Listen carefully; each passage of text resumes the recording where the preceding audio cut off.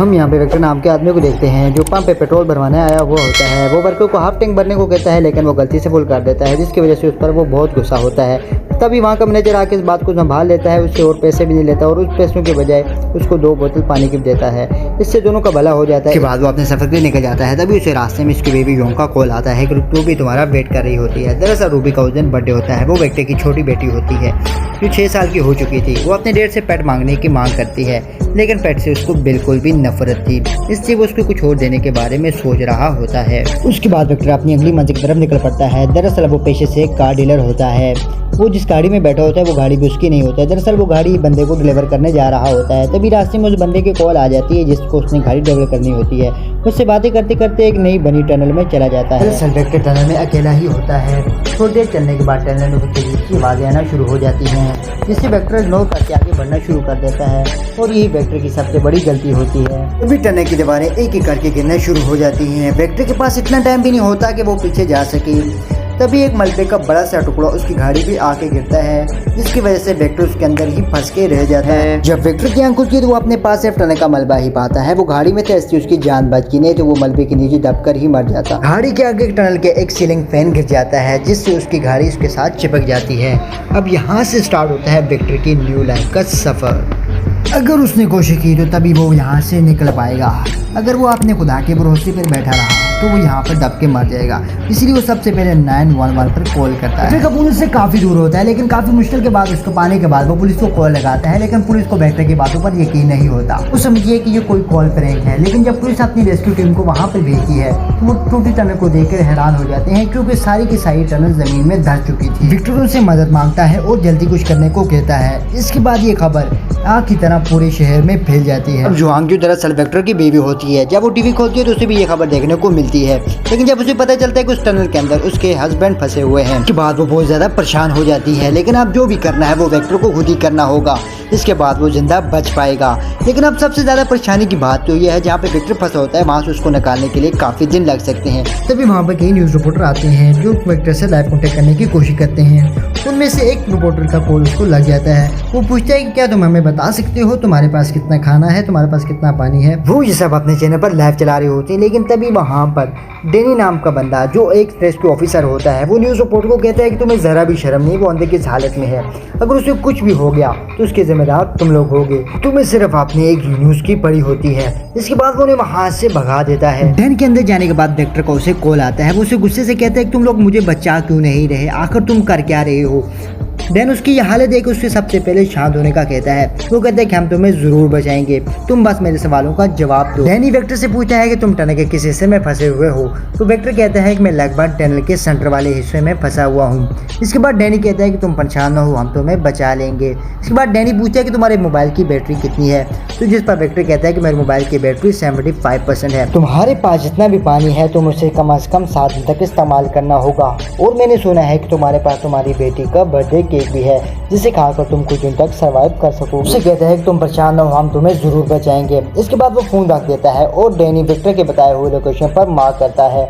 हमें यहाँ पे डैन की बातों से साफ साफ पता चल रहा था कि वेक्टर को निकालने के लिए काफी ज्यादा दिन लगने वाले हैं और वो इतनी आसानी से यहाँ से नहीं निकल सकता। डैन की कॉल कटने के बाद जोंग का वेक्टर को कॉल आता है। उससे बातें करते करते वो रोना शुरू कर देती है। वो कहती है कि मैंने अपनी बेटी को अपने मौके घर छोड़ दिया है और तुम्हारे बारे में उसे कुछ भी नहीं बताया, लेकिन तुम एक बार उससे बात कर लो। वेक्टर उससे बात करते करते इमोशनल हो जाता है। जोंग उसे हौसला देते हुए कहती है कि तुम घबराओ नहीं, हम तुम्हें ज़रूर बचाएंगे। इसके बाद वेक्टर अपनी गाड़ी की बैक सीट पर सो जाता है, क्योंकि वो जितना हिले डोलेगा उसको उतनी ज़्यादा प्यास लगेगी और उसकी एनर्जी ज़्यादा वेस्ट होगी। हमें दूसरी तरफ दिखाया जाता है जहाँ पे डैनी वेक्टर को बचाने के लिए प्लान बना रहा होता है, जहाँ पे शहर के मिनिस्टर भी आए हुए होते हैं।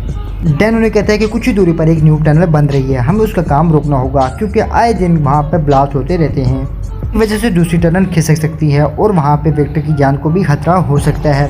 अब वहाँ की मिनिस्टर इस टनल का काम बंद करने का ऑर्डर जारी कर देती है। इसके बाद डैनी और उसके साथी को ड्रोन टनल के अंदर भेजते हैं ताकि अंदर देखा जा सके कि क्या हो रहा है।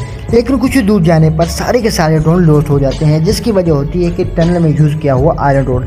अब आयरन रोड की वजह से सारे के सारे ड्रोन लॉस्ट हो जाते हैं। अब उनके पास कोई ऑप्शन नहीं रहता सवाई वो खुद अंदर जाके चेक करें। बाद डैनी और उसके साथी टनल में चले जाते हैं। अंदर जाते ही उन्हें ढेर सारा मलबा नजर आता है। इसके बाद डैनी का दोस्त एक हॉर्न बजाता है जिसे वेक्टर सुन लेता है और उसके बाद वो डैनी को कॉल करता है कि मैंने तुम्हारी गाड़ी का हॉर्न सुना। इसके बाद उन्हें पता चल जाता है कि विक्टर हमारे आसपास ही है।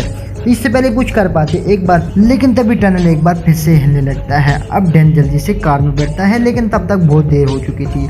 अब जैसे तैसे करते हुए वो टनल से अपनी गाड़ी को बचाते बचाते बाहर तक ले आते हैं। टनल के गिरने की वजह से बाहर खड़े सारे लोग एक दफ़ा फिर से डर जाते हैं और वो कहते हैं कि विक्टर का बचना अब नामुमकिन है। इसके बाद डैनी को पता चल जाता है कि अंदर कितना ज़्यादा मलबा है। वो फटाफट विक्टर को कॉल लगाता है उसकी, क्या तुम सेव हो। इसके बाद हमें विक्टर को दिखाया जाता है जो बुरी तरह मिट्टी में दब चुका था और उसकी किस्मत अच्छी थी कि वो अब भी जिंदा बचा हुआ। टनल के एक बार फिर से टूट जाने की वजह से टनल और भी ज़्यादा ब्लॉक हो चुकी थी और विक्टर को बचाना उससे भी ज़्यादा मुश्किल हो चुका था। इसके बाद हम जोंग की बात विक्टर से होती है। विक्टर की आवाज़ सुनकर उसे राहत की सांस मिलती है। इसके बाद वहाँ पर मिनिस्टर आती है। जोंग उससे पूछती है कि उसको हस्बैंड को कब तक बचा लिया जाएगा, लेकिन वो तो फोटो खिंचवाने में मसरूफ़ होती है। वो जोंग को किसी भी सवाल का जवाब नहीं देती। इसके बाद वो वहाँ से चल जाती है। देन अब 3 दिन बीत चुके हैं। वो अपनी बेटी का बर्थडे केक खाकर गुजारा कर रहा था। उसकी किस्मत अच्छी थी कि पेट्रोल पंप वाले ने उसे पानी की 2 बोतलें दी थी, जिसकी वजह से वो अभी तक जिंदा था। उसको अपनी गाड़ी की बैक सीट पर कुछ सामान मिलता है जिसमें टॉर्च, मेडिकेट वगैरह और बहुत सारी चीज़ें होती हैं, जिसे देख उसे राहत की सांस मिलती है और क्योंकि वो अब उसके काम आने वाली हैं। तभी विक्टर को वहाँ पर किसी की आवाज़ आती है, जिसकी वजह से विक्टर पूरी तरह डर जाता है। वो देखता है वहाँ पर डॉग है, जिससे देखते उसे राहत की सांस मिलती है। उसे आवाज़ लगाता है, लेकिन उसे तभी वहाँ पर एक लड़की की आवाज़ आती है। बड़ी मुश्किल से अपनी गाड़ी से निकल के उस गाड़ी की तरफ जाता है। तभी वहाँ पर उसे लीजा नाम की एक लड़की मिलती है जो बुरी तरह से अपनी गाड़ी में फंस चुकी थी। उसके पाँव पर एक भारी पत्थर आके लगा हुआ था, इसलिए उसका हिलना नामुमकिन था।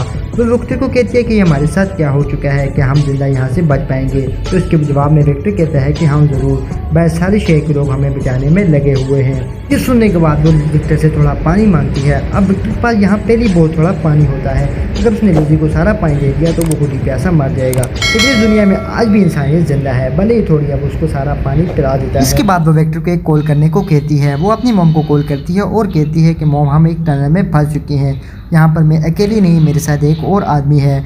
वो कहता है कि हम जल्दी कुछ ही दिनों में यहाँ से निकल जाएंगे। इसके बाद वो अपनी मॉम को कहती है कि मैं आपको बहुत मिस करूँगी, जिसके बाद वो रोना शुरू कर देती है। इसके बाद विक्टर उसकी मॉम से बात करता है। उसकी मॉम कहती है कि मेरी बेटी का ख्याल रखना, और विक्टर भी उससे प्रॉमिस करता है कि वो उसका पूरा ख्याल रखेगा।